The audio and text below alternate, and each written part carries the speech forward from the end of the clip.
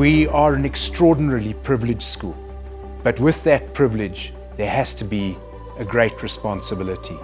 We live in one of the most unequal societies in the world, and unless we build bridges between the gap between rich and poor, we won't have a sustainable future.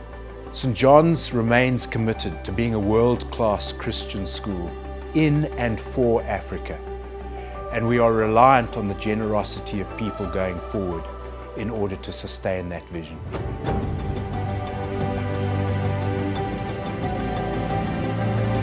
The Centenary program was started when the school turned 100, and the committee at the time organising the Centenary realised the long-term aims of a school like St. John's College and developed the Centenary program and scholarships. We look for boys from all walks of life and from all areas in South Africa, boys that are going to make a huge difference to St. John's as well. So while the boys are here, not only do they bring their cultural diversity, different ideas, different perspectives on things, but they also excel at the school. We've had many that have been heads of houses, captains of rugby, captains of other sport.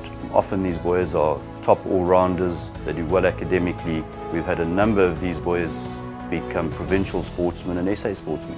So we're really proud of their achievements, and in a large way they've added to the school ethos, they've added to the kudos for St. John's as well.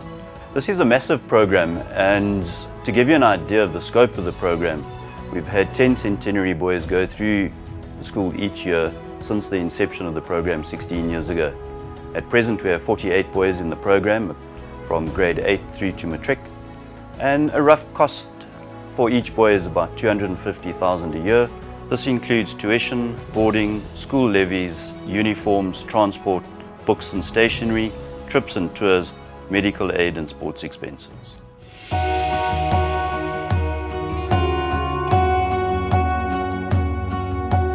I was very fortunate during my time at St. John's to be funded by the Centenary Scholarship and to be a Centenary Scholar.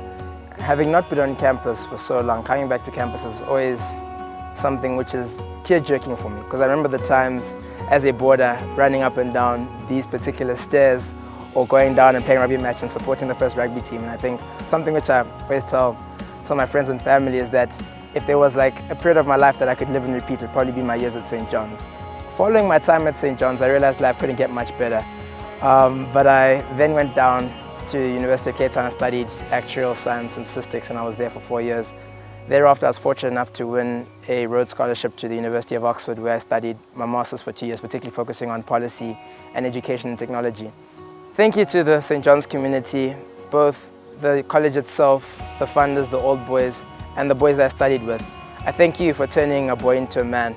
I look forward to giving back myself one day.